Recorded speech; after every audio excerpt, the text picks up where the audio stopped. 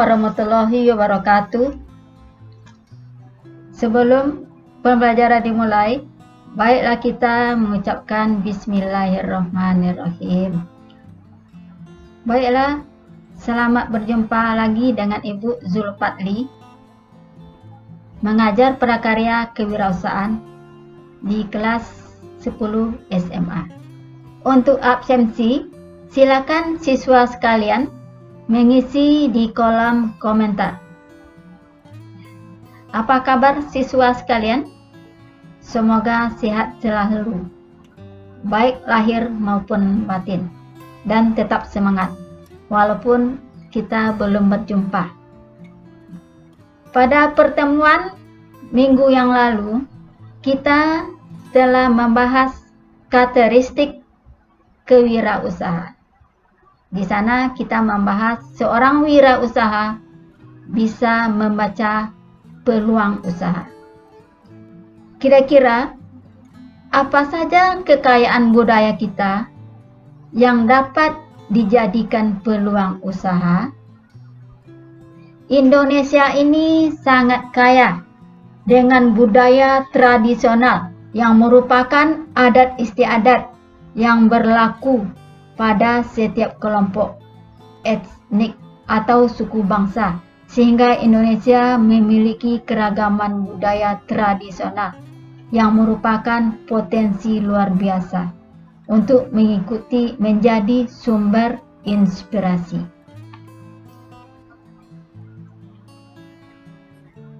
Materi pokok kita pada pertemuan ini adalah perencanaan usaha kerajinan dengan inspirasi budaya non-benda.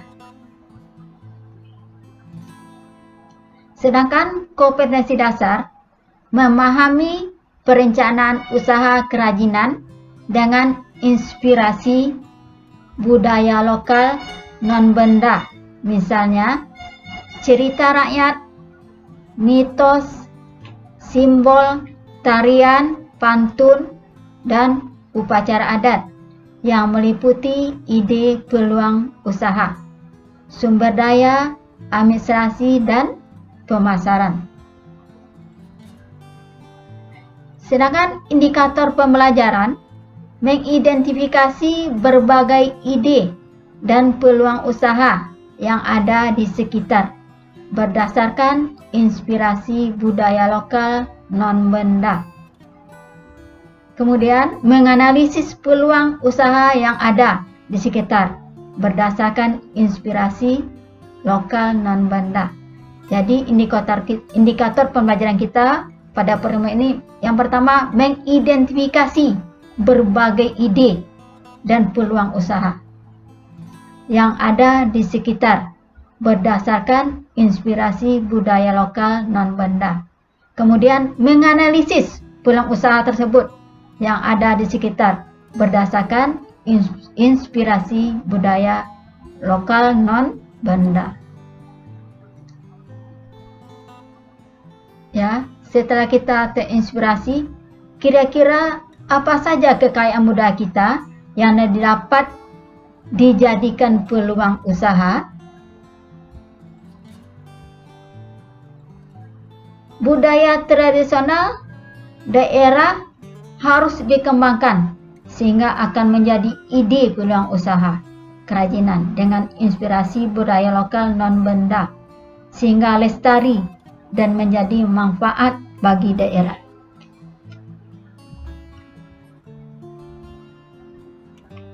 Setiap daerah di Indonesia tentu memiliki budaya tradisional yang berbeda-beda yang apabila dikembangkan akan menjadi kekayaan bersama. Salah satu kekayaan pengembangan budaya tradisi dapat dilakukan melalui pengembangan kerajinan. Di sini kita lihat bagan budaya tradisional. Bagan budaya tradisional ini terbagi dua. Yang pertama, bagan non-benda dan artefak atau objek budaya. Ya, budaya tradisional. Yang pertama, budaya non-benda. Yang kedua, artefak atau objek budaya. Budaya non-benda ini terdiri dari pantun, cerita rakyat, tarian, dan upacara adat, dan lain-lain. Budaya tradisional ini terbagi dua. Yang pertama, budaya non-benda. Apa saja yang termasuk budaya non-benda? Budaya non-benda itu contohnya pantun, cerita rakyat, tarian, upacara adat, dan lain-lain. Sedangkan untuk artefak atau objek budaya, itu contohnya adalah pakaian adat, kemudian wadah tradisional, senjata, rumah adat. Jadi dari budaya non-benda ini bisa kita buat kerajinan, bisa menginspirasi untuk membuat kerajinan yang bisa dijadikan peluang usaha. Contoh hasil karya yang terinspirasi dari tarian. Ini adalah hiasan kulkas dengan inspirasi tari burung enggang. Ya, ini dari tari burung enggang. Bisa dibuat hiasan kulkas. Jadi di sini nampak penari.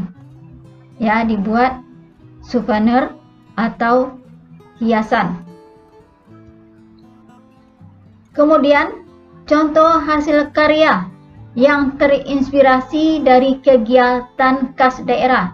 Di sini kita melihat seorang pembajak, ya, seorang pembajak dengan kerbau 2 ekor di sebelah kiri, dan miniaturnya bisa dilihat sebelah kanan, miniatur logam sebelah kanan. Jadi miniatur logam ini terinspirasi dari seorang yang membajak sawah, ya, dengan 2 ekor kerbau.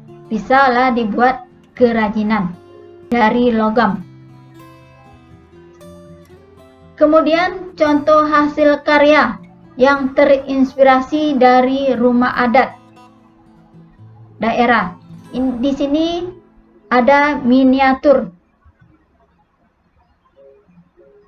ya. Kemudian contoh hasil karya gambar, sketsa, dan batik. Di sini ada gambar burung, kemudian ada selendang.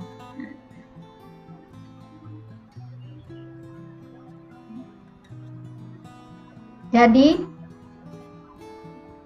untuk tugas, silakan siswa sekalian menjawab dengan singkat. Yang pertama, sebutkanlah 3 budaya non-benda yang terinspirasi dari budaya nasional. 2, sebutkan 3 contoh kerajinan dari inspirasi budaya non-benda. Ya, jadi berbeda ya. Yang pertama, sebutkan 3 budaya non-benda yang terinspirasi dari budaya nasional. Sebutkan 3 budaya non-benda yang terinspirasi dari budaya nasional. Yang kedua, sebutkan 3 contoh kerajinan dari inspirasi budaya non-benda.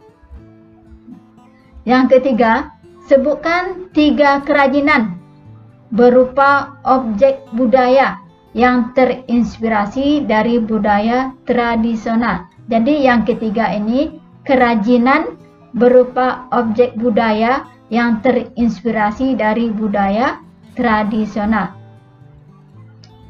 Yang keempat, apakah kekayaan budaya kita dapat dijadikan peluang usaha? Berikan alasan.